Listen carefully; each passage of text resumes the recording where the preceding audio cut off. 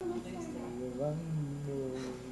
sold it by Can't remember who gave that one to somebody. Grandpa. That's right. Grandma gave it to Grandpa to give it away. Yeah.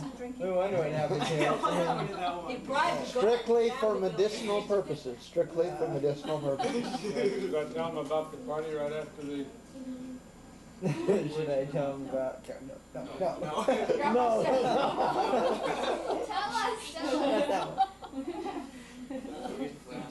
New York Yacht Club threw a party for the top 10 graduates of the class. I was number 10, so I just got in. And it was a big dance hall type thing there. It was just a club. A bar at each end of it, and you know how graduated people are and all that stuff. They were really going My strong. best friend and I, he was number 4. A good friend of mine, he graduated number 4 and I number 10, and we were both there. He had a girlfriend that he was getting married. In fact, we stood up with him and got married right after graduation. Is that the pictures we have of the in the all the uniforms, the other couple? And we, so he and I went to that, and we were went to that party, and then we were going to go out on the town. With the girls. Yeah, but he and I never made it. You never. Never made it out of the town. That'd be poor. They got the old wheelbarrow back to the... That's why Grandma doesn't want to tell that story. I can see that right now. She was left stood up. That was my last time. Thank heavens for repentance. Never had a drink since. That's right. Lucky for you, Never has. Go. They, That's the way to call it the well, see, band. you were talking about grad nights. These guys' grad nights are really good now. Well, I'll start it. The first time I saw him was on May Day. And he just got in town from Montana. It was hot in Boulder City, miserably hot. I had just driven down from Montana in my Model A4. And it was buzzing around school that one of the teachers' brothers was coming that day. And I remember seeing him from a distance, and I really wasn't that impressed. His sister. Here we go, love connection. His sister Margie and Grandma's taught at the same school. Okay, what happened next? Yeah. All right, he can tell the rest. Rebuttal. I was not interested in dating any girls. I just broke up with a girl, a friend up in Montana before I come down, and I wasn't into, I was off women for life. It's for Martha. And Do that about every other day. I was rooming with my sister in a little back porch deal with a home they had there. I was staying there, and Ken Swallow, another guy, single guy, was living there, and the two of us had this room with Margie. And he was dating one of the school teachers who lived with Reva. And so they kept wanting us to blind date, get a double date with them. And I wasn't interested, and Reva wasn't interested. So we didn't, finally they heckled us into it. And so I said, okay, you know. And we went to a softball game, baseball game. It wasn't softball, it was a baseball game there in town. And I sat up from wind from her and puffed my pipe all evening and blew smoke in her face because I heard these Mormon girls didn't like smoke.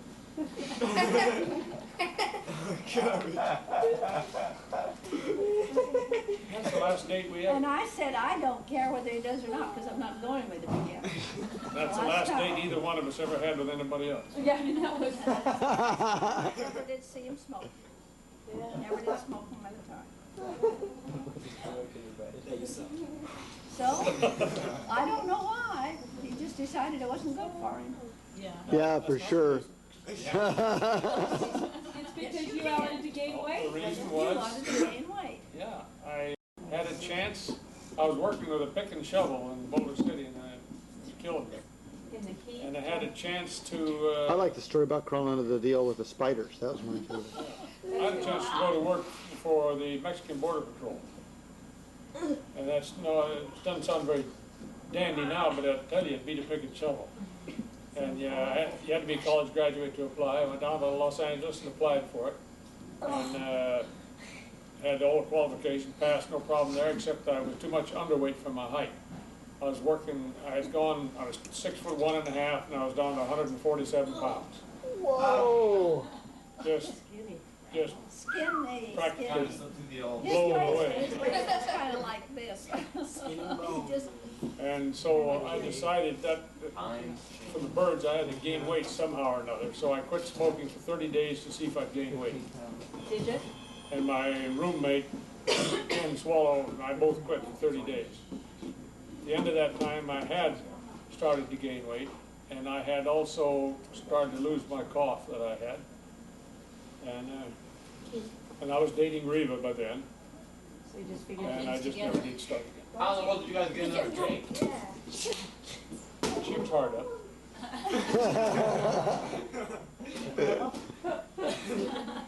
I guess that's the reason.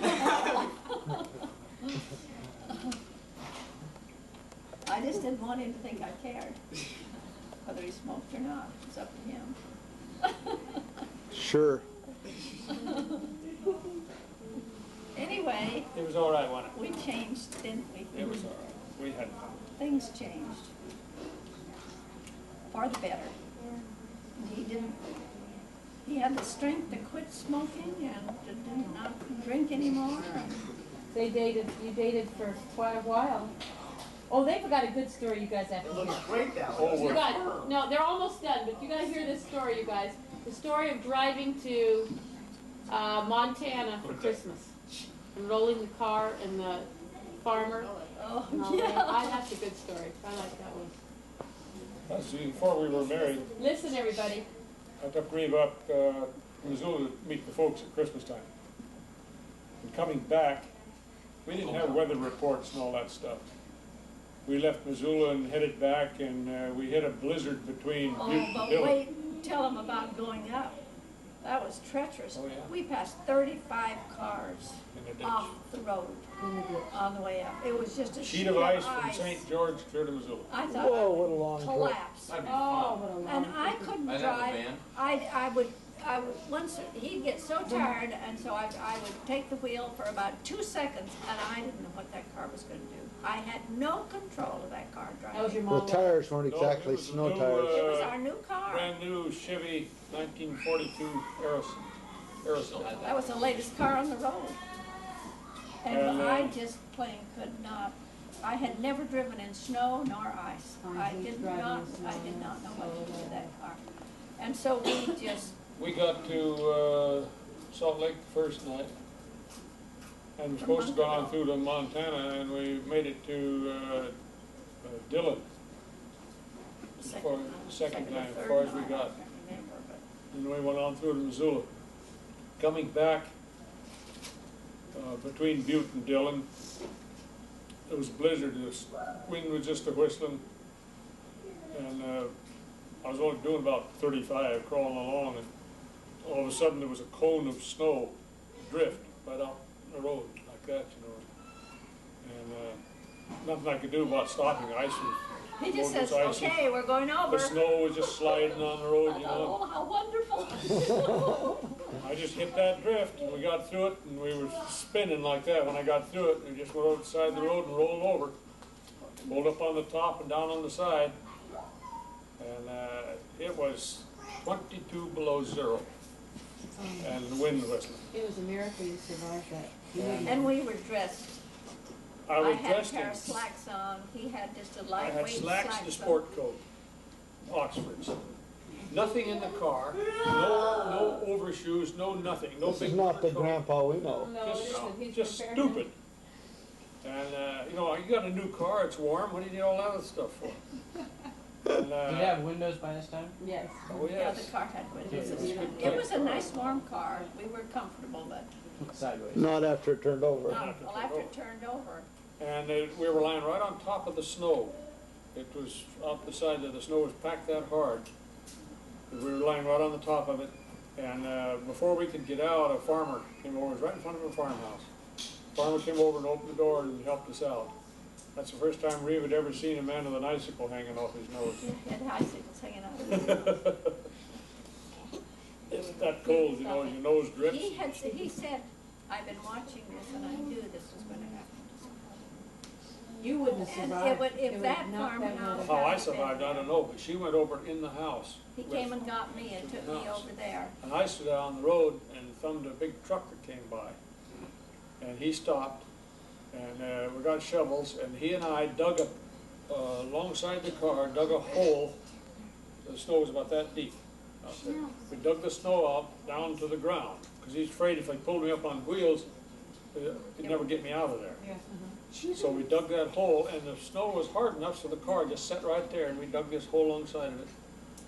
And with shovels, and here I am, just dressed like this with a jacket on. 22 blows. 22 blows there, and the wind Well, blows. it's just, you know. he had- Adrenaline or something. And that you go- then he hooked a rope on the car and pulled it over, and it bounced down in the hole and drug